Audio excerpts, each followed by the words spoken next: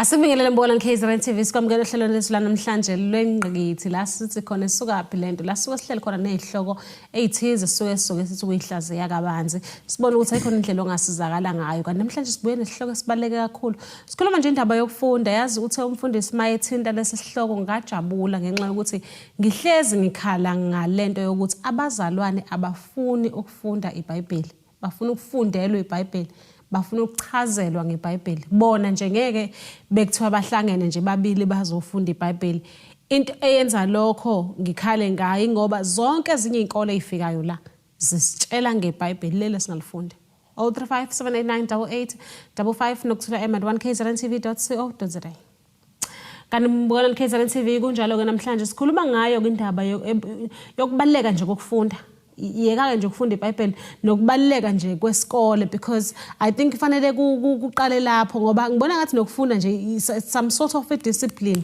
ukuthi fanele wazi ukuthi fanele iqale la mfundisi asikubingelele sikwamukela ehlelweni igama umprofeti uSamuel Mtshali ngaziwa ngoSamuel Revelation sisuka ebandleni Kings and Priest Embassy eThekwini. Yes. Ngikhumbula ukuthi wafika nobaba ngelinye ilanga unjani? Uyaphila kakhulu baba. Uyaphila yes. Siyabonga kakhulu. Sikhuluma ngesihloko esibaluleke kakhulu la umprofeti. Uthema usithinda ngajabula because ngijwayele ukucomplaina ngalento le. Isikhathi esiningi masingena kuma debates abazalwane bayahluleka ngenxa ukuthi abazalwane balifunda iBhayibheli bese ukuthi la besisuke siopposa nabo bazi kangcono ngeBhayibheli sikhuluma nje ngokubaleka kokufunda. Yes impela mama because you know sinenkinga kakhulu abazalwane bathanda ukubeka izandla. Yes bafuna into esheshayo and abayifuni iprocess ezobasiza ukuthi bangabe besangena kulama problems abakona njengamanje. Yes uyazi ukuthi ngike ngacomplaina nangelinye ilanga makukhulunywa ngendaba yokuhlola omoya sithola sisemabandleni asilimazayo azilisa inyoka asenzisa izinto ezirong ngathi mangithi ngiyabuza ukuthi iyiphi solution esingaba nayo la kwathiwa fanele once intercessor 2 sihlolo omoya ngase ngithi kanjani kuleli ibandla esiyilona Nkosi yami because ayithi wona ukukhuluma ngokuhlola umoya nje ukhuluma into ejulile because ukuze uhlole kumele ube uchwepheshe wento angithi yabo angikwazi ukuthi ngithi ngiyingane bese ngithi ngizohlola because I don't have any experience ayikho ibase enginayo foundation so which means uma sikhuluma ngokuhlola umoya so sesikhuluma lapho ngomzalwane ofundisekile elithi iBhayibheli those who have exercised their senses asebewasebenzisile ama senses abo to discern ukuhlola okuhle nokubi ukwazi ukuhlukanisa okuhle nokubi that is a result of learning uthi uPaul mekhuluma noTimotheo athi study to show yourself approved a worker who does not need to be ashamed of the gospel so ivangeli lifuna sifunde because uJesu wafika ewulizwi esilethela izwi likaNkulunkulu which means he was coming to teach ezosifundisa ezosinikeza ulwazi ngoNkulunkulu esasingenalo manje thina asifuni uma sifika emasontweni emabandleni asifuni basinikeze ulwazi sifuna basinikeze into esheshayo kanti lithi iBhayibheli ukukholwa kuza ngokuzwa izwi likaNkulunkulu which means angikwazi ukuthi ngikholwe kungekho into engizwile which means and masikhuluma ngokuzwa sikhuluma ngokuqonda understand if I don't understand faith I don't understand igama lika Jesu I don't understand ukuthi uJesu ungenzeleni esiphambanweni I cannot have faith for izinto azenzile ngoba angazi and so even if ngingabeka izandla kuzo it's not gonna work because ingqondo yami empty. Do you know if you beg isandla on an empty head, nothing comes out? If umuntu ezothandazelwa on an empty head and an empty heart, there won't be a result. So when you come to God, you come. That's why lithi ukholwa kuza ngokuzwa. Ngokuzwa izwi likaNkulunkulu. So ngumele ngize kuNkulunkulu because sengizwe izwi lakhe. Uyazi ukuthi mfundisi amanye amabandla iluthela in the class we abantu abasha basakhula behambe beklasini beyofunda nje ngokuluthela ukuthi baqhamukaphi before beqiniswe bengeniswe kahle ebandleni. Yes. Okuyizinto ebengicabanga ukuthi kahle onke amabandla funa ngabe nje anama class for wonke umuntu ofikayo ukuthi ake eluthela uqiniso ungayiqedanga incwadi yakhona. Yes.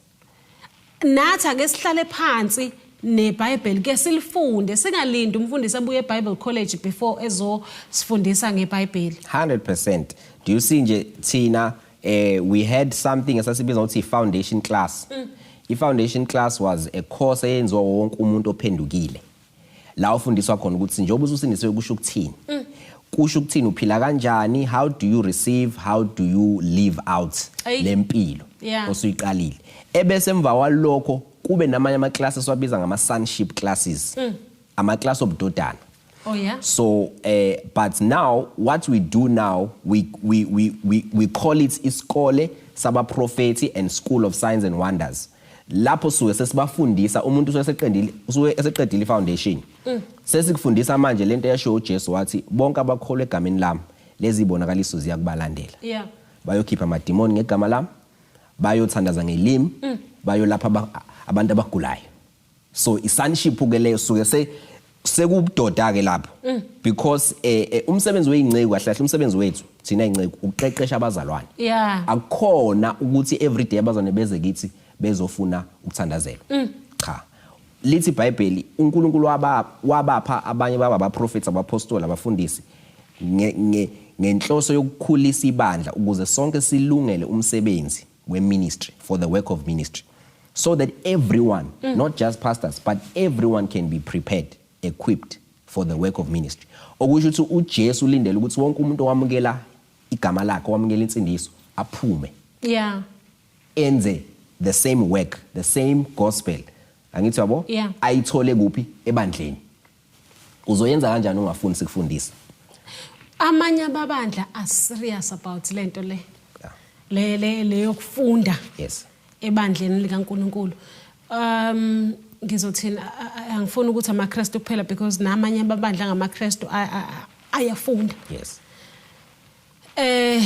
Ngizothabaza lana abasindisiwe angazi ngizothini. Kunebandla 7 days ofakazi bakaJehova. Bayafunda kakhulu. Bayafunda kakhulu. And you must notice with them ukuthi if uhlangana nabo wena osindisiwe uyahluleka ukuphikisana nabo. Kunezinto abayishoyo ongenazi impendulo zazo because awukafiki wena lapha ukafundiswa ngalokho. Bona bafundiswa from Genesis to Revelation. I think ifanele ngabe kuba kanjalo. Yes. Kungabi umuntu eBible school only.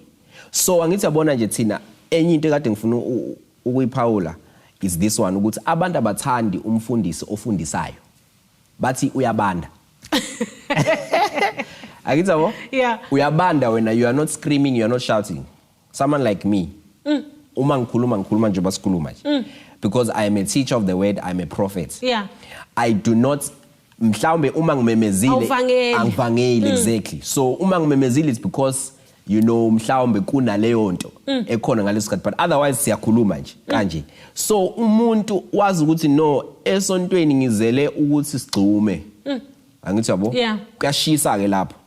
And so into abayenzayo abantu ukuthi mabefika enkonzweni ingqondo bayivala. Hey. Uthola isimanga ukuthi mangabe umfundisi uba uthwala kanzima kanjani. You can see with these people ingqondo zabayivalile. Not ukuthi yeah, not ukuthi azikho ayisebenzi cha. Bazi nje ukuthi uma ngisenkonzweni angizile endaweni yokucabanga. Angithi yabo? So leyo nto le ngizophumula ngithi yabo I am here to receive something that is coming from the air. Iqhamuke emoyeni somewhere. But they don't understand ukuthi ngena kanjani leyo nto ngaphakathi ingena through ingqondo. It's the word of God. So izwi likaNkulunkulu it's the build up. Do you know ukuthi umhlaba udalwe ngezwi? Yonke into ekhona idalwe ngezwi. Yes. Umuntu udalwe ngezwi. So now even that's why umuntu mezoba udokotela they go and they study bayofundela into abazoyenza for 9 years. How much more when you are supposed to be like Jesus Christ? Phathe impilo zabantu. How much do you think you need to study? Kufanele ufunde kangakanani about something that has to do with your spirit. If uzofunda kangaka about just ukulapha umuntu. Angithi yabo? If uthisha ezofunda u4 years before afundise. Exactly. Ayosebenza. It means nawe ngesikhathi usindiswa, you have just started. Iclass likaNkulunkulu. You have just entered. Fanele uzingene ka first year, ungene ka grade 1. Yazi ukuthi iBhayibheli lithini? Lithi langazelelani ubisi lwezwi njengezingane ezisanda kuzalwa ukuze nikhule ngalo. I think ngiyabona kodwa ukuthi isale kuphi. Yes. And I think ilimale kuba prophet. Ngizokutshela masibuye etolo ukuthi ilimale kanjani. Mbukela nKZN TV hle nawo prophet namhlanje sikhuluma ngayo indaba yokufunda iBhayibheli. Ngiyazi ukuthi njengoba sikhuluma ngokufunda ke nje abantu babhorekile ke ngoba sikhuluma ngosathane, asikhulumi ngobuthakathi, abafuni ukuzwa lutho ngoba sikhuluma indaba ebalekile ukuthi abantu abafundiswe. Seyitolo siyabuya.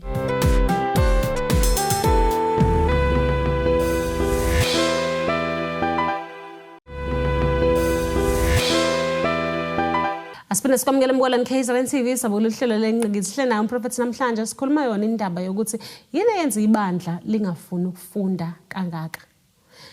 Mfundisi mina ngithe ngiyasola. Kukhona futhi okunye engikusola mhlawumbe ake ngiqale ngalokho.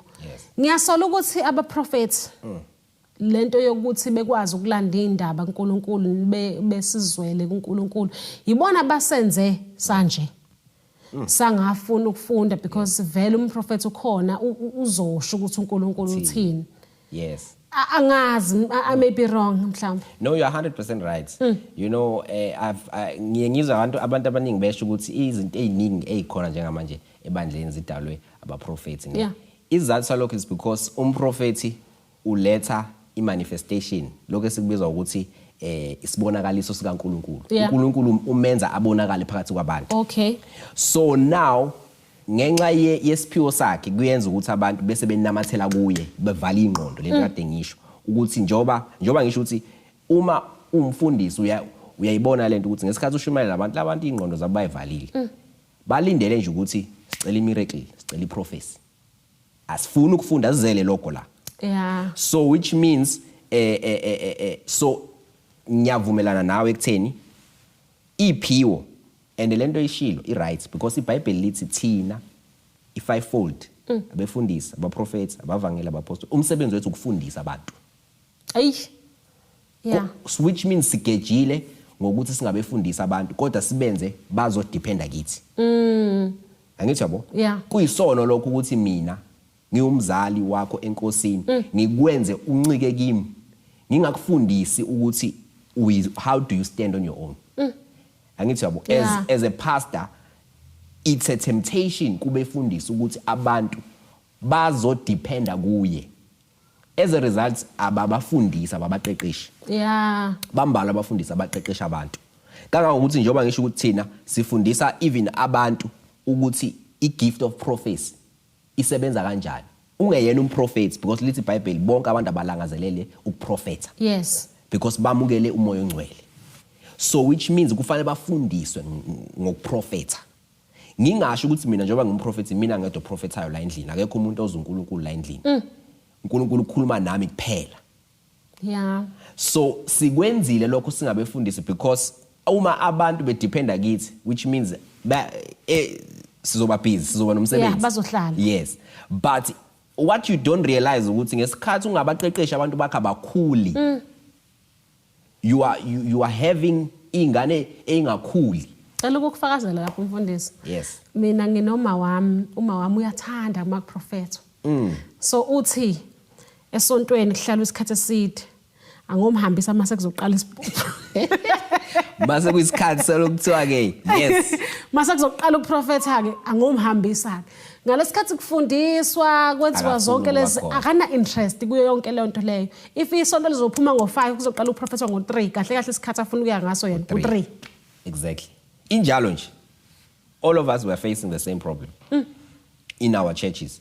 Which means abantu and lento ijulile sisinokuthula because it's beyond ibandla. Yeah. If you trace this thing, umuntu mangabe evilapha ukufunda even impilo yakhe ayithuthuki. I think uke wayithinta leyo earlier on wathi lento it goes beyond ukufunda ngezwi even ukufunda outside angithi yabo because abantu sebengenwe ile ngqondo yokuthi izinto bayayinikezwa bayamukela yeah they have kungene umoya wokuvilapha ubuvila yabona ubuvila obusebandleni ke obusemabandleni ku West abantu abathandazi yeah abafuna ukufunda two things bazi ukuthi umfundisi uyena ongithandazelayo mangabe sekhaya umfundisi ethandaza uthandazela nami mina ngiyaqhubeka ngizenzele izinto zami because mayefika ngesonto sithini aka receive uyazi ukuthi ngoba usophumile ebandleni sengifuna nje ukuya la okhona impela mfundisi uyabona if uzokubuza nje umzalwane ukuthi kwenzakalani kwipolitiki ngoba akafunda kazi exactly kwenza iUkraine bangane neRussia yabona mase kukuza kuinformation olwazini yes asazi futhi asina interest not interested exactly ngifuna into ezonginikeza imali mina ngicela nje umuntu ozongisiza ngithola imali so esontweni mabethi asamukela imisebenzi angithi yabo yeah kodwa umbuzo umuntu ukuthi into imuphi umsebenzi ofuna ukwenza do you know what that question iyahlupa kakhulu every time mina ngithandazela umuntu ofuna umsebenzi ngeke ngimbuze ukuthi ufuna muphi umsebenzi uzomangala ukuthi bangakanani abantu abathi angazi noma yini do you understand what that means kusho ukuthi lo muntu akakulungela ukusebenza yiphi inkampani ongaya kuyo ukuthi ngenza noma yini ayikho they won't take you they know ukuthi you are not good at anything awukho prepared at least you must say I'm good at this is what I do so it means labantu if ngempela umoya wokufunda ungangeni abasoze baphuma kwipoverty ngoba eSouth Africa silwa nepoverty ipoverty idalwa ukuvilapha kokucabanga ukungacabanga ngomuntu nokunqaba ukufundiswa nokungafundiseki nokungafuni nje ukwazi ngezinye izinto yeah ukuthi yini ekhona lithi iBhayibheli abantu bami bayabhubha ngenxa yokuswela ulwazi okusho ukuthini okusho ukuthi uNkulunkulu uqonda ukuthi ikhona yonke into oyidingayo yeah for impilo I have created the Bible says ngenze konke uNkulunkulu sinikeze konke sikudingayo for life and godliness okusho ukuthi isizathu esenza ukuthi singabi nazo lezo zinto njengamanje ungabi nazo wena it's because I was you don't know kune information ongenayo about something eveli sikhona mfundisi do you know ukuthi ngalesikhathi ukhuluma ngendaba yokuthandaza even ukuthandaza asazi ukuthi kuthandazwa kanjani asiwazi umthandazo wokucela asiwazi ukubonga asiwazi okulwa izimpi kahle nje asazi thank you we are ignorant asazi lutho exactly so and if you don't know njoba ngisho ukuthi ikhanda eli empty ngisho ngalithandazela ngakho ngalifaka amafutha kangaki there's nothing ezophuma yeah. So we have to go back and ngiyayithanda lento because uNkulunkulu sikhombisile ukuthi if edale yonke into ngezwi yeah uzama ukusikhombisa ukuthi yonke into oyidingayo kumele uthole izwi ngayo izwi it means information light knowledge if you want something go and get the knowledge of that thing then you will have that thing uzoba nayo thola ulwazi lwayo ukuze ube nayo thina sazi ukuthi no kufanele kube khona umuntu ozongilethela yona kufanele kube khona umuntu ozongifakela ozongifaka kuline ozongixhumanisa nomuntu angithi yabo singenwe umoya we-corruption umoya we-welfare angithi yabo i-welfare we talking about ukunikeza izinto zamahala lezo zinto zisikhubazile njengabantu bakhubazekile abantu now that's the fact of the matter yes South Africa abantu abaningi bakhubazekile especially njoba imisebenzi ingasekho nje uthola ukuthi you are a graduate kodwa awukwazi nje ukucabanga ukuthi yini engayenza awukwazi ukucabanga because indlela esifundiswe ngayo nesikhuliswe ngayo sitshela ukuthi no ufundela ukuthi uhambe uyoqashwa yeah mawungaqashwanga uhlala phansi it's over for you but you look around all these things kunama resources agcwele you can find something and do it but because you are not taught ngithabo ukuthi if you want to get something if you want to do something you must get the knowledge of that thing so uma ngabe ngahamba ngayofunda economics and finance, which is Yeah. what I did. Mase ngibuya imisebenzi ingasekho. I need to realize okay, ngifundele economics and finance imisebenzi ayisekho. Okay. Yintoni manje? Iluphi ulwazi manje ufanele ngilithole? Yeah. Mayelana nalezi zinto ezikhona engibona eduze kwami. So that I can make money out of that. Ey. Yeah, Mbolani KZN TV sikhuluma indaba ezibaluleke kakhulu namhlanje because sikhuluma indaba zokufunda. Sikhuluma indaba zokuthi abantu abaye esikoleni. Abaye nasema Bible school abantu abefundise befuna ukugcotshwa bengakaze beyofunda nama page awu8. That's why ama interpretations mfundisi esephambana kangaka. Nomunye uinterpreter lokho nomunye uinterpreter lokho because akekho ufuna ukuhlala phansi, akekho ufuna ukuyinika isikhathi ekwazi ukufunda ukuthi lithini izwi likaNkuluNkulu. Seyitolo sabuya.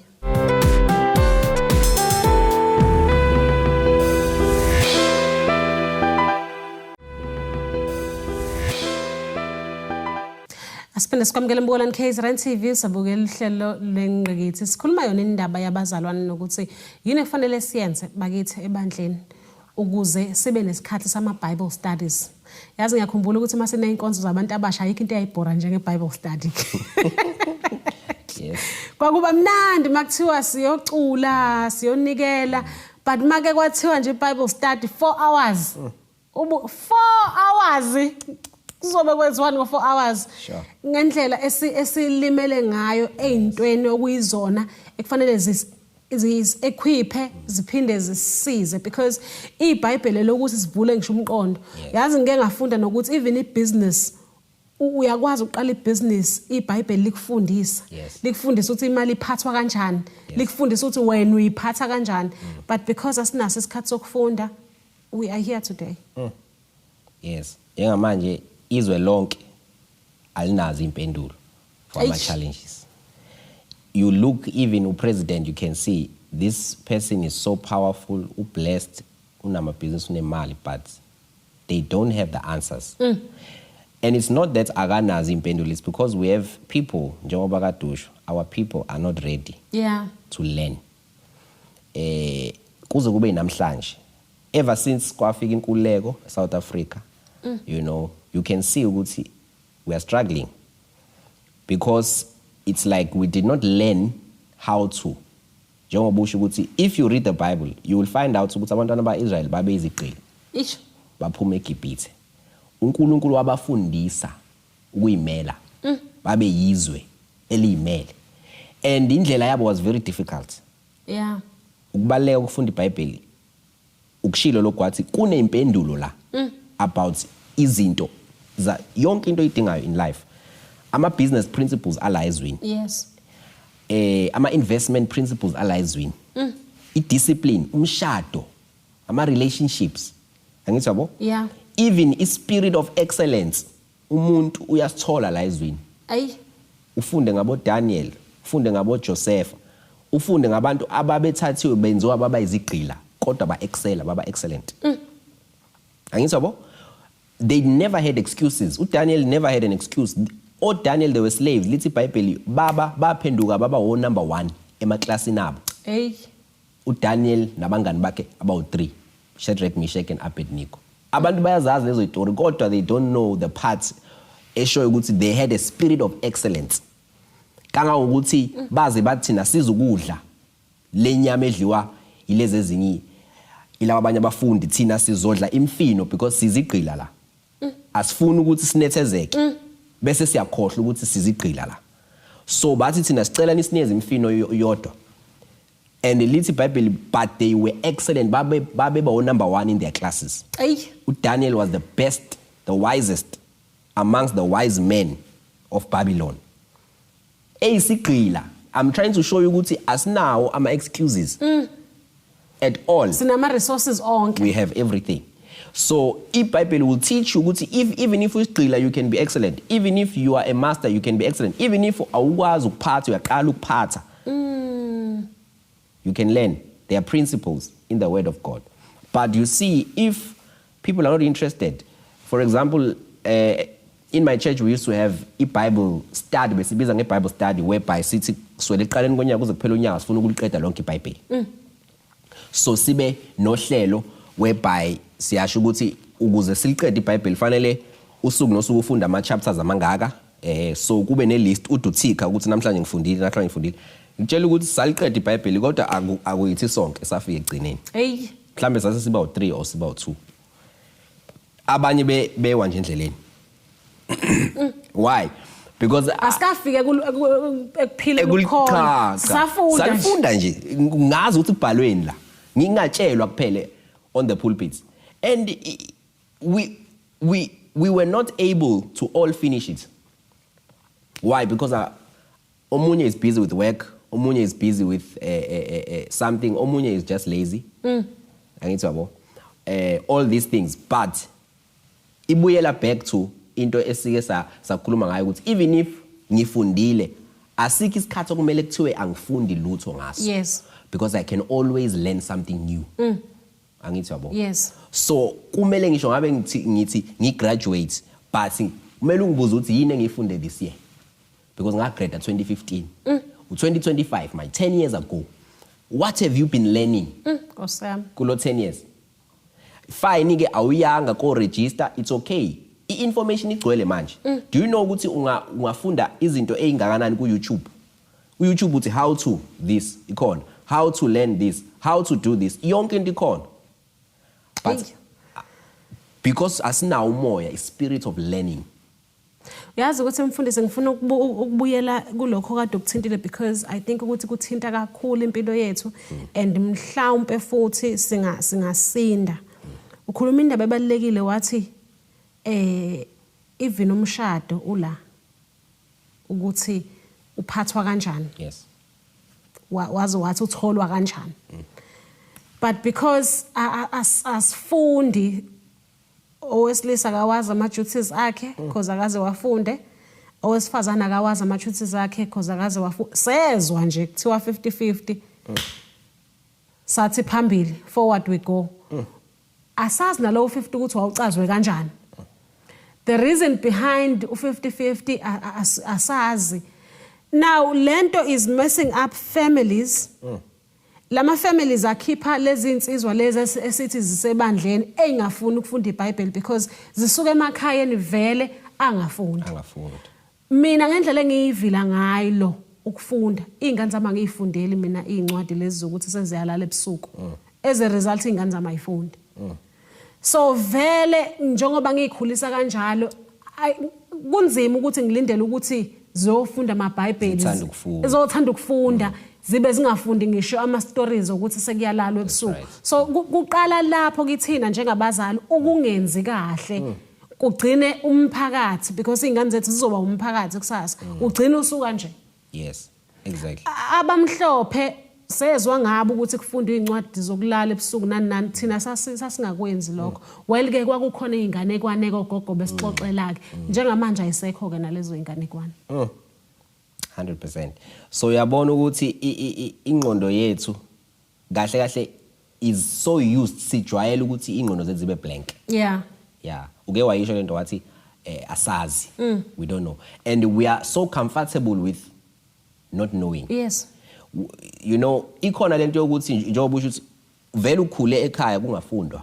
Akekho umuntu owakwambona ehlezi phansi efunda iBhayibheli you know mina or even incwadi nje mina at least ekhaya ngasho ukuthi ngikhule ubaba elifunda iBhayibheli ngimbona ubaba wena amaBhayibheli amakhulu uyabo and leyo nto leyo it made me think ukuthi iBhayibheli elingaka you know okusho ukuthi kuningi into okusafanele ifundwe la and if you can see him elivula yabona sometimes ahlale nelinye angithi yabo as a child you are learning ukuthi okay no kune information yes okufanele ngiyithole la kulezi incwadi so you are 100% right ekutheni abazali bayisethi example right yes so as a result but also kungaba ukuthi ukungazi njengoba ade ngisho ukuthi uma into ungayazi ukuthi isebenza kanjani so if singazi ukubaleka ukufunda ngeke sizifunde abelungu bebazi they knew because abelungu njoba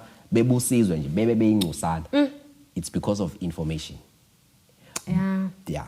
do you know ukuthi izwe lase United Kingdom alinawo ama minerals zero but ibona abafundisa amazwe anama minerals about how to mine ukuthi bawagubhe kanjani ama minerals abo bewalethe kubo bewalethe kubona ngizabo so bona badila nje no about information ulwazi bathi wena unento kodwa awazi ukuthi usebenza kanjani sokufundisa thina asinayo thina kodwa thina sinolwazi balithathe ulwazi banalo because basigqilaze nangalo yazi mangithi ngiyabuka ibhedlela obaba bethu bebenyusa izitini ama branch obaba bethu bebekhanda ama branch kodwa manje yonke lento ibifika nabelungu bona bebengeke bekwazi ukuyenza abelungu bengekho because ulwazi asinalo ukufunda asikufuni seyitolo Mbona KZN TV sikhuluma indaba ebalekile namhlanje ukuthi asingabe sisababulala abantwana bethu uhleli nje lapha ekhaya uya complain uthi umntwana wakhe akasithanda isikole akakufuni ukufunda le culture yokufunda uya instilla yini wena ekhaya ntambama likhona incwadi ke neyifundayo ke noma ngase silibhayibheli likhona incwadi neyifundayo ekhaya ezokwenza ukuthi izingane zakho zijwayele ukuthi kube khona iphepha lokuthi zifunde phambi kwathu the reason sikhuluma ngalesihloko lesi and isizathu senza ukuthi ngihlezi ngikhuluma ngalesihloko lesi ingoba zonke ezinye izinkolo ziyasitshela ngezwi likaNkuluNkulu lele sithe lethu but thina sazilutho ngalo sedolo siyabona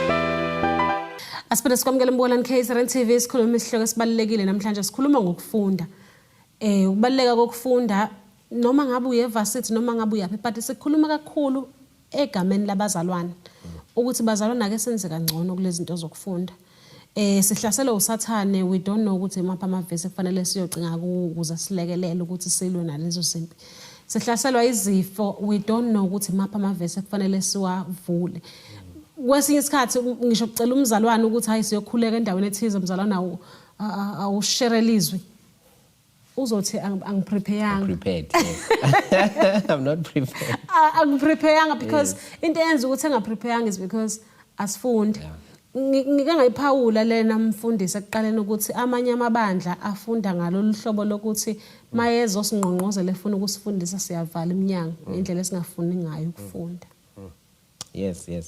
You see, just that is proof njoba kade usho ngeke ngasho ngathi lokho kuyaprove ukuthi asinalo ulwazi asikwazi uthi uPaul you must be ready to give a reason for your faith. Naso sonke isikhathi. Yes. You must always be ready to give an answer to someone ukuthi why do you believe in Jesus?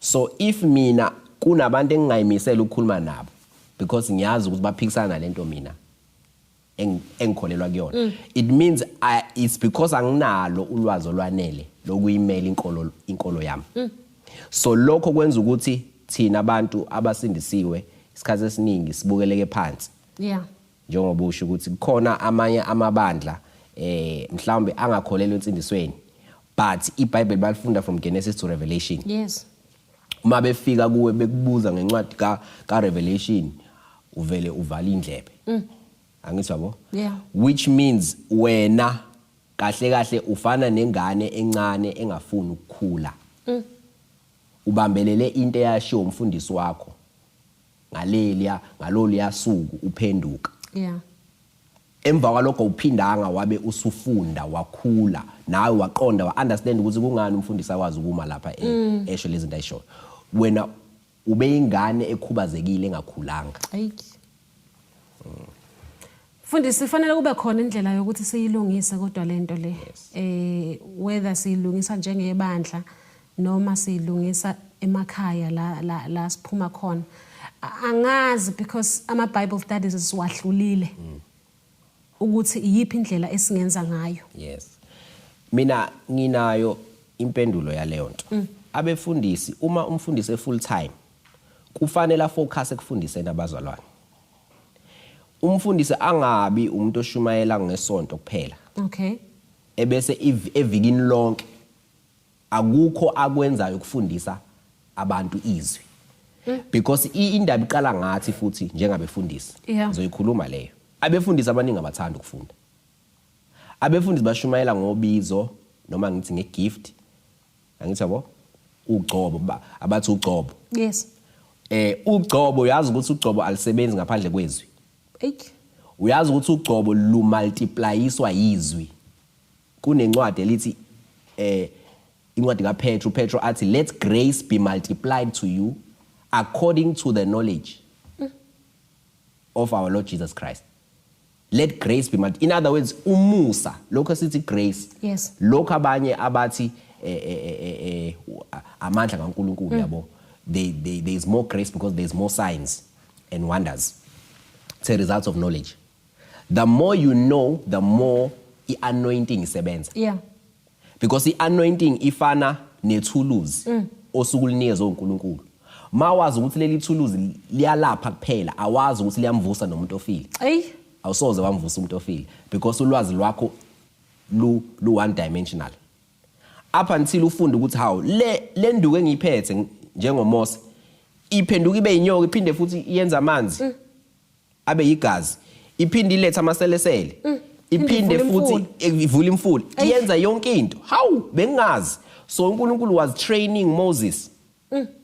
In the same way izinceku they actually need to firstly number 1 zithanda ukufunda zona. Number 2 njengenceku umsebenzi wami kumele ukufundisa abantu. Yeah. So njengoba usho ukuthi kunamasonto esiwaziyo ama mainline churches babiza ngama mainline churches ayafundisa nje. And abefundisi bakhona ba full time. Yes. Phakathi neviki benzisa ama classes. Angithi yabo? Kuyinqubo yabo. Thina esindisiwe sishumayela etendeni kuphela. Epulpit kuphela. Nakhona siyavangela. Nakhona ngiyavangela ngithi yabo? Emva kwalokho ngiyekhaya ngiyolala ngiyothandaza. Ulinda Sunday. Ngiyolinda Sunday futhi. Do you see? Yeah. Then ebese beyas accuse bethi asisebenza sifuna ukusebenza. According to the Bible, umsebenzi wethu usezwini. Umsebenzi wethu is to give people the word. But the reason why bethi abantu abefundisa abasebenza benza lutho is because abefundisa abawenza umsebenzi wabo ukufundisa abantu. Uma ufundisa abantu you must have many platforms. Because angithi this is information. Information must come out in the form of videos, yes. That's why today abantu benza ama podcast, benza yonke leyo nto. Information must come out in form of writing. Umfundisi angabhala incwadi, angabhala ama devotional. Umfundisi angabhala ama daily words, yes. Word of the day. Do you see? Umfundisi can have classes for different groups. Teenagers have a different class. Women have a different class, men have a different. Uzobafundisa nini bonke labantu? Kahle kahle umfundisi fanele ngabe from Sunday to next Sunday uyasebenza. Uyafundisa. Kahle kahle. Because in the church you have children, you have women, single women, married women, widows, married men, unmarried men. You still have people who are called also abangabafundisi okufanele bafundisi baqeqeshe ukuthi bayoba abafundisi nabo.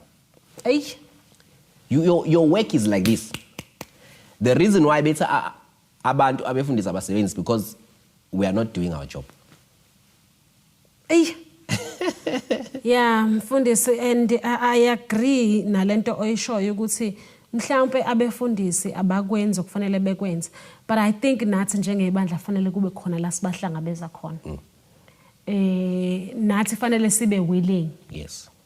Because if kuukuthi umfundisi ubiza iclass Tuesday akufika umuntu. Exactly. Uzofundisa abantu. Yeah. But mhlambe nalokho okushoyo ukuthi njengamanje abantu sebekuma podcast sebeko TikTok mhlambe sekuyisikhathi sokuthi abefundisi nabo bejikelele linye side beye kubantu la abakhona ngoba mhlambe people will not come physically to the church but uzothi mayehleli lapha nebevula uTikTok mhlambe ezwe izwi likaNkulunkulu angazi mhlambe aseyivala amazwi akho okugcina mfundisi. Yes. No, amazwi amokugcina alapho nje kutheni abantu abazalwana bangena nomoya wokufunda. Asithanda ukufunda. Masikhuluma ngokufunda abantu aba-understand ukuthi izwi likaNkulunkulu, izwi lisho ini, lisho information. So uma uJesu engulizwi kusho ukuthi uNkulunkulu himself uncike ku-information. Yeah. He is made up of information. uNkulunkulu. So if sizomazi uNkulunkulu kumele sifunde ngaye. Ngakho ke angikwazi ukuthi ngithi hayi mina ngithanda ukufunda ngiyafasta ngiyathandaza. Uthandaza kubani? Before uze uthandaze siphi isithombo naso emqondweni ukuthi who am I praying to? Leso sithombo sithole kanjani sithole ngezwi. which means ukuze uzufinyelele uyabona kukhona abantu abathi yabona mina uNkulunkulu angazi ukuthi nimkhonza kanjani uNkulunkulu eningamboni lo muntu usuke ethi akakasitholi isithombe sikaNkulunkulu because akanayo information ngoNkulunkulu. The moment uthole izwi same time awumngabazi uNkulunkulu because uNkulunkulu ungulizwi uJesu ungulizwi, which means the word brings God, the word brings everything you need. So asikuthanda ukufunda. Mfundisi ngicela ungitshele ukuthi ingoba nakho ngingafuni ukufunda mina noma ngiconfused ngempela. Okay. So ngenxa yokuthi kunabefundisi abaningi abafikayo la i1KZN TV engikhuluma nabo. Ezinye izinto ngicina sengisele nazo kanjalo. Nginesifiso sokufunda ngomnikelo. Into eyenza ukuthi ngibe nesifiso sokufunda ngomnikelo, one, thina sifundiswe ukuthi fanele sinikele ebandleni ishumi zamfundisi, mfundisi must be taken care of, ibandla nani. Einyangeni ezidlule I met abefundisi abasuka phesheya. Bathi bona izwi, okay, nama ngithi izwi lisifundise lokho engikushoyo. Bathi bona izwi libafundisa ukuthi bona they must nikela not to umfundisi, to the poor, to abafelokazi, mostly to Africa because iAfrica ibihlupheka kakhulu. So bona mabezobusiseka mabenikela abakhiphi ishuma abakhiphi ukuthi bathatha izinto nje beyihambise eAfrica kubantu abasuke behlupheka bese emgwaqeni ngaleso sikhathi. That's how they get isibusiso. So ngase ngima phakathi nendawo ngangazi ukuthi mina fanele ngiwele ngapha noma fanele ngiwele ngapha, but ngiyakuthanda futhi lokho okwaphesheya. Ngicela ukuthi mase Is it ukuthi ngifunda ngilicheck iBhayibheli? Ngicela ukuthi mase ngibuya send a session about sifundise ngomnikelo. Okay. Because kune big argument and debate enzakalayo whereby kukhona abafundisa who are busy saying ukuthi abantu akumele bakhiphe ishumi, those kinds of things. Yes. But iqiniso lithi njengoba kade ngichaza ukuthi lithi iBhayibheli abashumayela ivangeli bazophila ngalo ivangeli. Okay. Ingceku kaNkulunkulu eyibiziwe fivefold. uNkulunkulu unqumile lokhu ukuthi kumele iphile ngezwi likaNkulunkulu. Okay. So ukuphila kwazo ngezwi uthi uNkulunkulu uma mina ngifundiswa ngezwi kufanele ngiphendule ngokuthi ngikhiphe okuphathekayo enginakho. Angithi yabo? Okay. Mina nginikezwa izwi mina bese ngikhipha okuphathekayo. So laba bathi ke kufanele bona bakhiphe kulaba abampofu. Mustadisha kahle lithi iBhayibheli abapriest abafundisi ababenza lo msebenzi bathatha iminikelo yenu enilethe endlini kaNkulunkulu ibandla bese liba neoutreach. Ayishuthi mina ngafundi mfundi. Angithi yabona ibandla libe neoutreach. So mina njengomfundisi angibe neintandane. Njengebandla sibe neintandane esizondlayo. Asibe nabafelokazi esibondlayo njengebandla. Awukwazi wena ukuthi uhambe uqangalazi ukuthi uyogcinga abafelokazi, uyogcinga intandane wedwa. Kodwa masiyibandla sifika sithi sifuna intandane senze into ebonakalayo. Sifika sithi we want to give senze into ebonakalayo, ngithi yabo? So according to God that was something that was supposed to be done by the church. So ibandla lamukela izinto from you the church. Ebese ibandla lona ke liba nama outreach. Ngicela mfundisi obuye sizoyenza leyo show because umbuzo wami ulandelayo uzothi amabandla ayawenza lawo ma outreach. 100%. Kodwa akasivale ngokuthi shuthi mina ngifundanga. Yes. Mbona KZN TV asiphuthume itolo masibuya sobe singena esigabeni sokugcina sohlelo lwethu.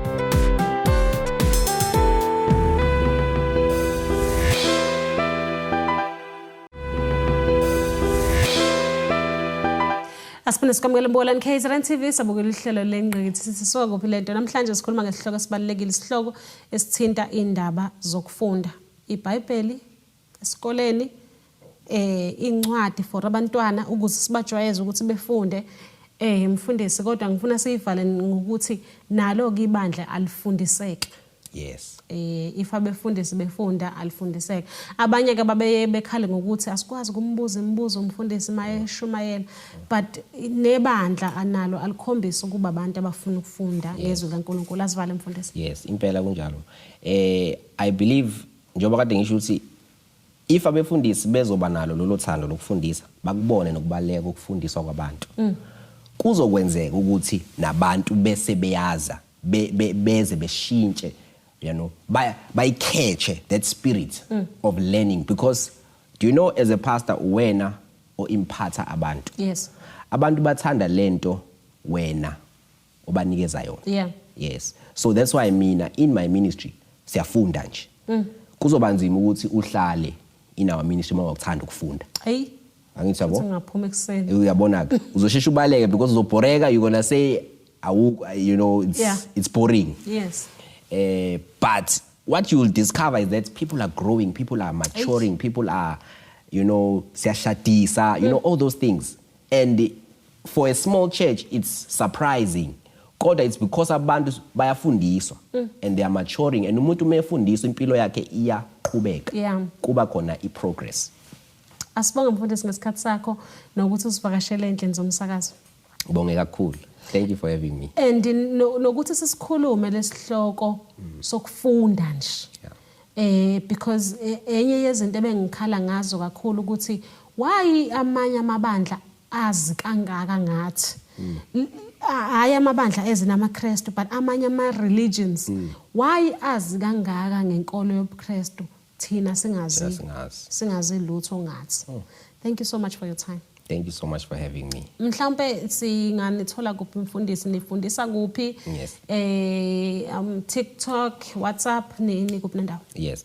So mina nje you can find me. I'm very active on Facebook page lethu Prophet Samuel Revelation. Then siyaposta njalo masoba nama classes. Ama classes ethu aba online on Zoom okwenza ukuthi umuntu noma ngabe kuphi nendawo akwazi ukujoina afunde. Siyafundisa abazalwane even nama pastors abefundisi. If uthanda ukufunda and ukulangazela ukufunda khona uzokwazi ukuthi ufundise abantu bakho. After that we have a lot of pastors who join, sibaqeqeshe even njoba ngichazile ukuthi even ukuprofetha thina umuntu siyamfundisa. Akuyona into esifihlayo ukuthi no asifuna abantu bazi ukuthi siprofetha kanjani. You know, ukuthandazela abantu abagulayo siyayifundisa lezo zinto. How to hear from God. You remember the last time ngachaza ukuthi even ingane encane kufanele ifundiswe sesencane, because ingane mina ngaqala ukuzwa uNkulunkulu ekhuluma nami ngina 9 years. From 8-9 years already sasixoxa noNkulunkulu. Ngangakutshela nje ukuthi kade ngikhuluma noNkulunkulu ekseni ngihamba ngiye esikoleni. The whole way ebhasini uNkulunkulu is talking. Why? Because ngikhule ekhaya ubaba engitshela ukuthi ukhuluma noNkulunkulu. So ngifundile ngakho. Not just because ngumprofeti but ngifundile ngakho. So ukufunda kwenza ukuthi into ukwazi ukuyenza. So abazona abaningi kunezinto uJesu athi sizozenza abangakhona ukuzenza. Not because omunye athi mina anginalo ugcobo olwanele. Osibani bane anointing enkulu kuneyami. Ayikho into enjalo. Kahle kahle ayikho into enjalo. Indaba isolwazini. The more ufunda ngokuthi umoya ongcwele wenzani kuwe, the more you can do with umoya ongcwele. So sonke samukelo umoya ongcwele ofanayo. The Holy Spirit is one. So ke akekho umuntu omkhulu kunomunye noma powerful kunomunye. It's our level of knowledge and understanding. Exactly. Yes. Ngale ka Facebook nitholakala kuphi mfundisi? Yes, na ku TikTok sikhona. We have ama groups ethu. If umuntu ethola i-link on Facebook ujoina i-group eku WhatsApp. Then mangabe usukuleyo group ke you are always updated ngawo wonke ama classes. Yes, so abantu bangajoina even in fact from but this will be played in January, but on the 27th to 29th I'm having a School of Signs and Wonders which is already starting. So every now and then, maybe 2 months, we have our schools that are open to the public. Umuntu can see the adverts, join a link ku WhatsApp angene ku group, then information is there. Asibonga mfundisi. Yes. Thank you so much. Sibonga kakhulu Mbolani KZN TV, sibonga kakhulu Crown KZN TV, inhlelo zethu beyimpumelela. Sithemba ukuthi kukhona nikufundile namhlanje. Njengoba sikhuluma zona indaba zokuthi bakwethu ake sibuyele neBhayibhelini, ake sihambe siyobuza kuNkulunkulu. Hayi ngokukhuleka, ake sibuze ngencwadi, encwadini sizwe ukuthi incwadi ithini, because umfundisi ukhuluma into ezibalekile ithe uma unombuzo ngomshado iBhayibheli lizophendula, uma unombuzo ngokufunda, uma unombuzo ngebusiness iBhayibheli linazo zonke impendulo, ukuthi isikhathi asinaso. Qedile Mbolani KZN TV, asibonane ngokusayisa nthanda.